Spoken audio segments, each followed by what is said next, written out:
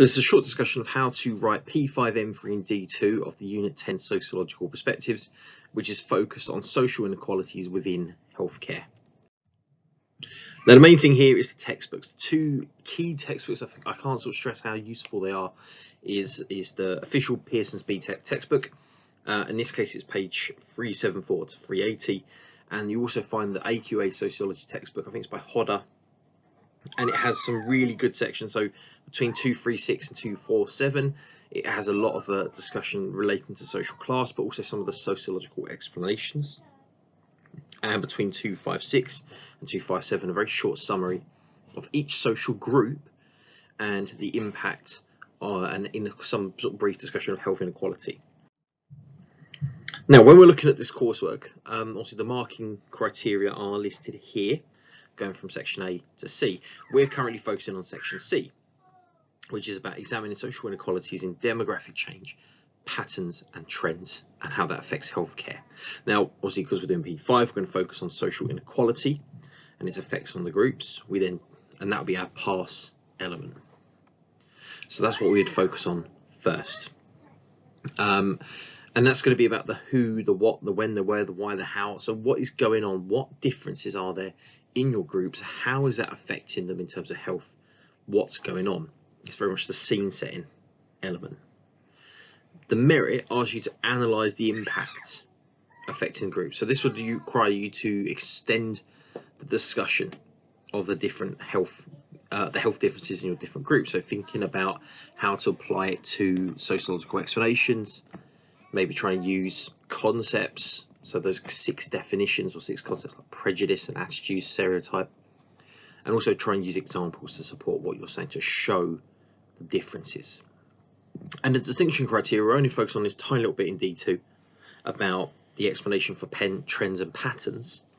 And again, this is all about what's the strengths or weaknesses, how useful. I think that's always the easiest way to think about evaluation, is how useful is the theory and the explanation in their explanation of health differences. Is it a useful theory? Does it help us to understand the issues at hand? So what we're doing in section C. Now section C, in terms of the assessment criteria, the assignment brief, it kind of changes the tone of the course. Your first part is that you're writing an essay about healthcare and your local settings and what's going on. Section C sort of shifts it, and now you're on your second report, and this time you're referring to healthcare differences, and you need to try and explain what's going on using sociology and some chosen social groups.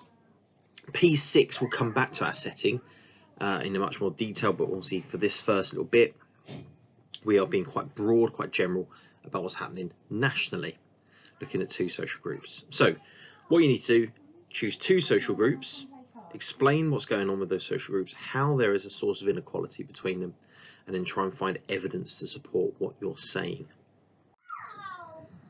Now to get started, things for you to be doing is choosing 2 social groups. So of the list you have class, age, gender, ethnicity, you've got disability, sexual orientation or sexuality, region. There's a whole range of different social groups you can use, and you really have to, I'd say, specify on 2 of them rather than all of them. So what you need to be doing is doing the research. What is going on in the 2 groups you choose? Now the health and social care textbook does focus quite heavily on social class in terms of its discussions and application to the sociology, so that you would have more evidence and more supportive materials there. And then there's obviously lots of other groups you can choose from. Once you've talked about them, obviously look at the sociological explanations, the 4 explanation theories developed as a result of the Black Report being published. So the statistical artifacts, the natural selection, the cultural and behavioural models, the materialistic and structural explanations. Look at those and how they would explain the inequalities that reports highlighted. And a really good web link here is this one. It goes through all the different social groups. It covers a lot of explanations and evidence and kind of a little bit of guidance on it. So again, it's not from Pearson's, it's a health information website, but as I say, I think it's quite good for covering a lot of the materials that kind of build into this topic area. So when we come to write, there are 3 areas here. So P5 is we're explaining how social inequality affects the different groups. What does the data show us? What is going on? What health differences are there in your two chosen groups? And that could be just like life expectancy. It can be, you know, the occurrence of illnesses and diseases in that group. So what's going on? The merit criteria asks you to explain what's been found. So what are the explanations for the inequalities that your data, your P5 highlights, and how would the different sociological explanations justify it? What you've also got to think about is the different ways groups experience inequality.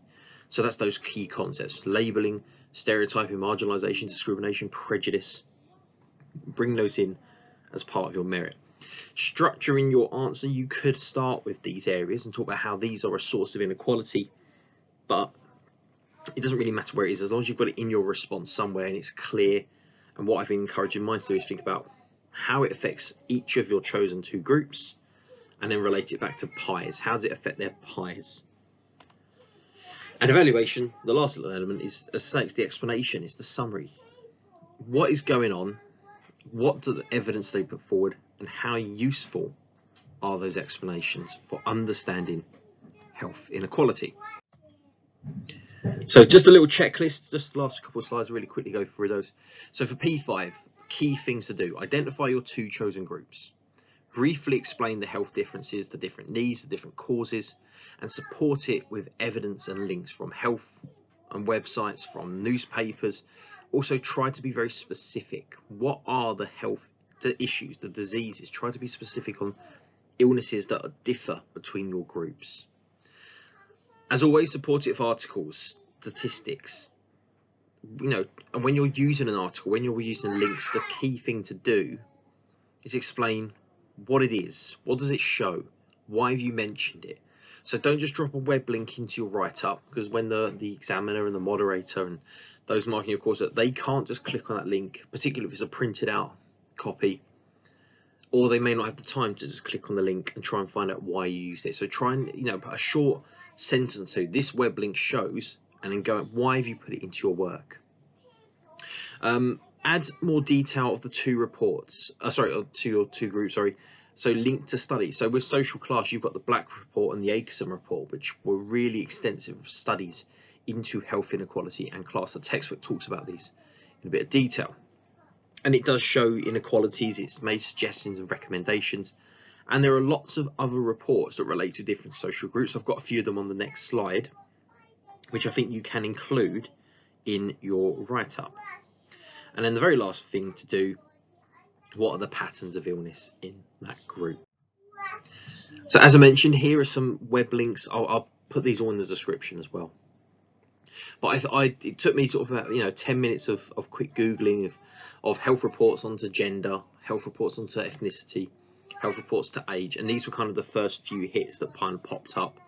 And having a quick flick through them, the reports have a lot of information which can relate to what we're doing. So I'd say for social class, you've got the Black report, the Akerson report, and how that explains health inequalities.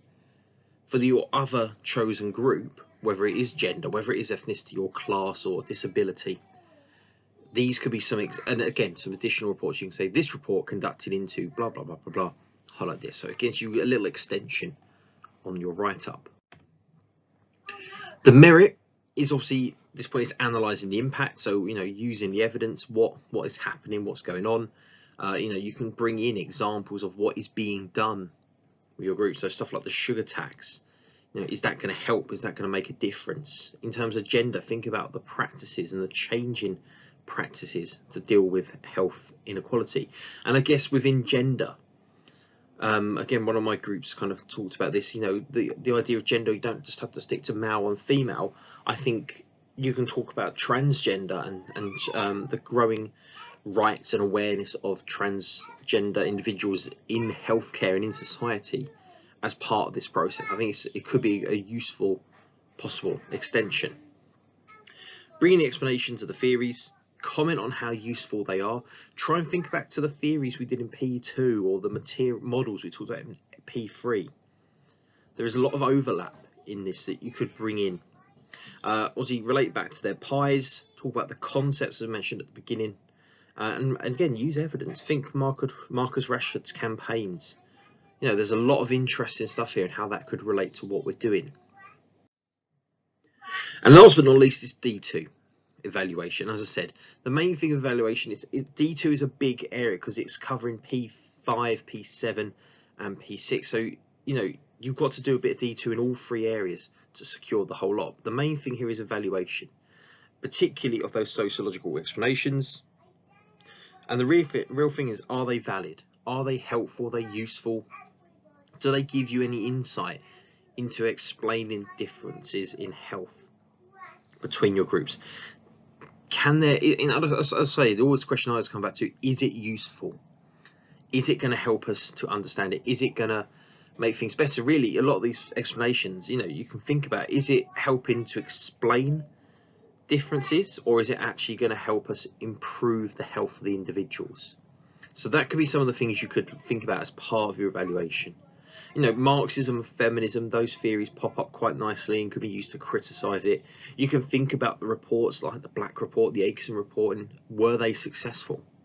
Did they lead to any kind of change? And my final thought is, obviously when you're writing this, there's a lot of points here. You may start off by talking about your first group, then go through the past elements, talking about the explanations for merit, evaluating them for distinction, then moving on to your second group and repeating the process. As always, I think the main thing is that because a lot of these combine and you can overlap it and rearrange and change stuff, just try and be clear. You know, I think when you're using evidence as well, don't just write in the information what it tells you. Take a step back and think about what you are saying. What does it mean? How does it fit in with your argument? What is the relevance of it? And, you know, because analysis and evaluation is a big skill, you know, when you're doing that, think about what you're saying.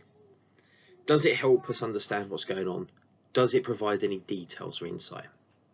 So I know it's quite short, quite brief, and just goes for it very, very briefly, but hopefully this might give you a little bit of help when coming to write this topic. As always, obviously, within lessons, we've got the materials we're using, the PowerPoints, the textbook. That's why you'll find the bulk of the content. This is just, again, this video is just trying to help frame it and get started on your write-up. Okay, thanks for watching.